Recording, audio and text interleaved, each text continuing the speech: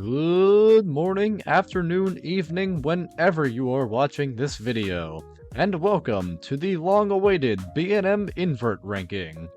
These models certainly do not need an introduction, with their emphasis on compact and whippy layouts combined with tons of positive G-forces. Coaster enthusiasts like myself love these coasters to death. This model was very popular in the late 90s and early 2000s era, as there are many of these coasters, not just in the US, but around the world. I myself have only been on 8 of these coasters, so today we will see how they stack up against each other. Without further ado, let's get right to the ranking.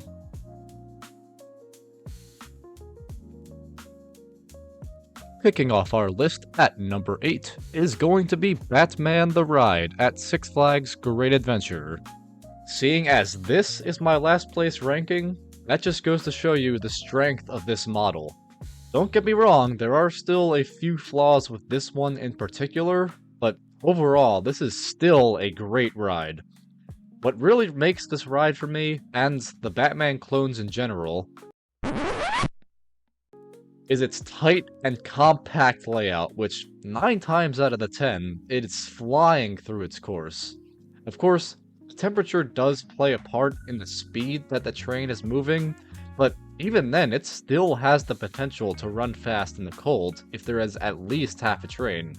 Now, if you are a fan of the channel, you know that zero-G rolls are one of, if not my favorite coaster elements, and the one executed on Great Adventures Batman is one of those top tier zero-Gs in the industry. But, as mentioned earlier, this ride is not perfect, as it is a little short in prime runtime, along with that little bit of dead space in between the first half and the infamous Spaghetti Bowl. This tiny flaw does not take away from the overall ride experience in general, but stacked up against other inverts on this list, it is no secret why this takes last place. Coming in at our number 7 spot is going to be Great Bear at Hershey Park. What a way to utilize the terrain to its advantage. Starting atop of Kisses Hill, this ride weaves its way through Hershey Park's hollow in a very whippy and fast-paced experience.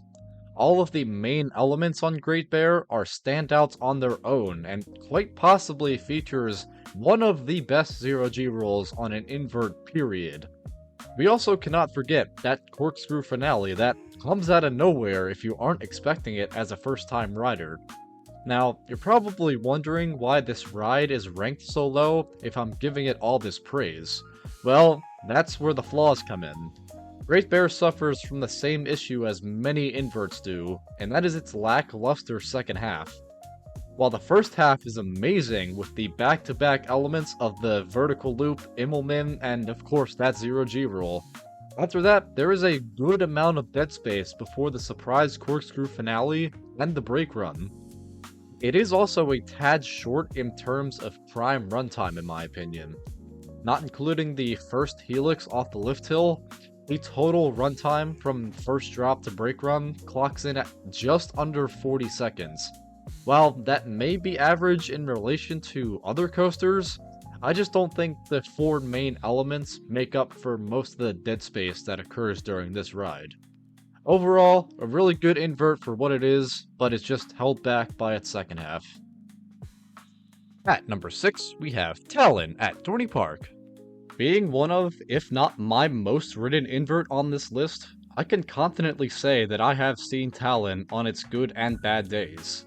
And let me tell you, there really isn't a difference between the good and the bad, as it is just a perfectly balanced invert all around. Though not the most compact layout in terms of inverts, it is still paced wonderfully and takes all of its elements at a pace that maintains its speed throughout. A few downsides though is the fact that its sequencing is very similar to other inverts, namely Great Bear, with its vertical loop, zero-G roll, and Immelman in that order.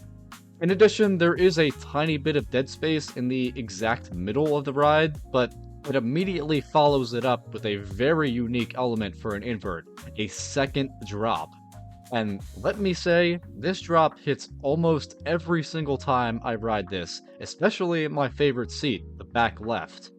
But Talon is not done after this, as there are some very well maneuvered low to the ground elements in its second half that maintain the balance very nicely. While this ride may not wow a seasoned coaster enthusiast, I do believe it is one of the more well-rounded inverts on this list, making for a good time whenever you board that train. At number 5, we have Raptor at Cedar Point. As one of the first attractions you will see at Cedar Point, Raptor makes a great first impression by making itself known with that iconic roar. Appearance aside, this is a phenomenal ride on its own with its very strong layout. Any invert that features a Cobra roll automatically makes itself a great ride, and aside from the 0G roll it features, is probably the standout element on this ride in my opinion.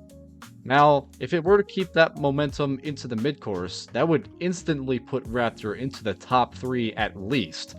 Unfortunately, the second half syndrome strikes again, as after the Cobra roll is a fairly weak helix ascent into the mid-course that does trim a good amount of speed off.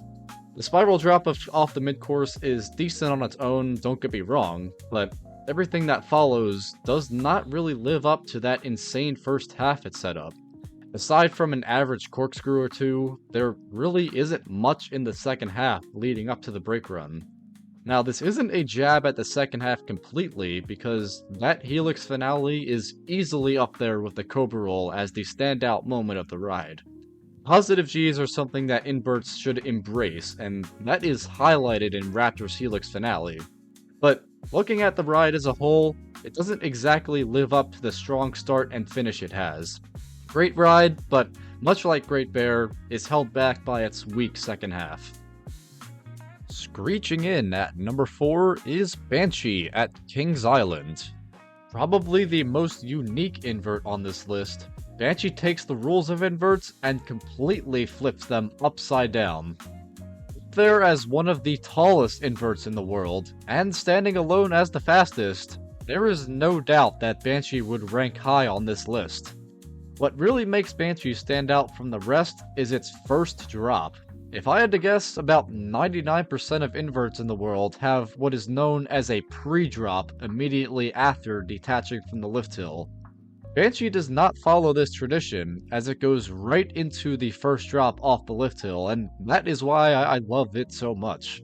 Other than that, there are plenty of standout elements on this ride, such as the vertical loop that wraps around the lift hill, the pretzel knot after it reaches its top speed in the middle of the ride, and of course the inline twist finale. Unfortunately, as with many inverts on this list, there are a tiny bit of flaws holding it back. Although very similar to Talon with the fact that its layout is perfectly balanced, it does suffer from the infamous modern-day B&M rattle. At this point in time, it is unknown why the rattle is so strong on this one in particular. Some have speculated because of the newer trains it features, or perhaps the newer manufactured track, but either way, the rattle is still there and we just have to live with it. This does not take away from the ride too much though, as its strong layout carries it to a top spot on this list. Now we have reached the top 3. These 3 coasters are probably the most solidified coasters in any invert ranking. However, the order can get pretty divisive at times within the community. But my number 3 is going to be Afterburn at Carowinds. Not many enthusiasts talk about Afterburn enough in my opinion. Other than the Batman clones, I believe this is the most compact ride on this list, with its incredible pacing. At this point, you know me and 0G rules, but that isn't even the highlight of the ride. Afterburn features one of the most intense elements on an invert, and quite possibly on any coaster for that matter. Of course, I am talking about the Batwing. That valley produces one of the most sustained moments of intensity on any coaster period, and is the more well-known part of the ride.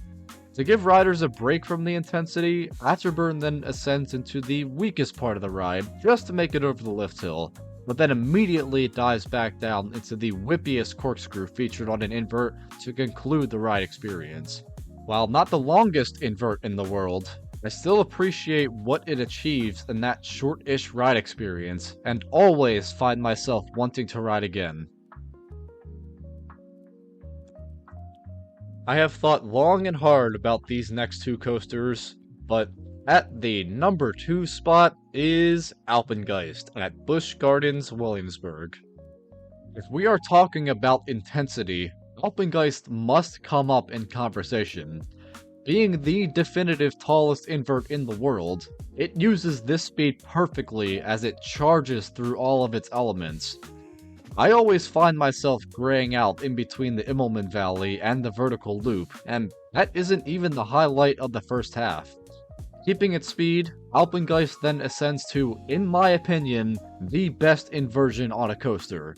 The Cobra Roll featured on Alpengeist is an absolute beast as it tears through the twist outs, giving possibly the best moment of whip on the ride. Words cannot describe what a back right ride will do to your body on this Cobra Roll, but it is enough to send this coaster into the elite category. That is about all the positives though, as there is a hard stop on the mid-course that kills the pacing this coaster would have otherwise. Because of this, Alpengeist has probably one of the worst second halves on an invert, as it flows through its elements rather than tries to rip your head off. For this, I simply cannot place it any higher, as an elite first half cannot be complemented with a terribly weak second half. But because that first half is so elite, it is well deserving of second place on this list. And to nobody's surprise at all, my favorite B&M invert is Montu at Busch Gardens, Tampa. Taking all of the great elements mentioned earlier on this list and throwing it all into one coaster makes up for one of the greatest inverts in the world. Montu is the full package invert with a ton of whippy elements, sustained positive G-force with the best batwing featured on any coaster, and a perfectly balanced layout with only a couple flaws or two. These flaws cannot take away from the overall ride experience though, as every single element can make an argument for the standout of the ride. While the second half syndrome does in fact strike again, Montu makes up for it by making it themed, by diving up and down those trenches, making for a unique second half experience, and definitely makes up for the repetitive elements it may have. But most of the speed is kept up here as it still paces well through these trenches. Overall, I cannot give Montu enough praise for its near perfect layout and full package experience compared to other inverts, and ties up this invert list very nicely. I hope you guys enjoyed this certainly unique style of video. If you would like to see more videos in this style, whether that be rankings, discussions, or even some news, let me know in the comment section down below. Leave a like if you enjoyed, and of course subscribe for more theme park content.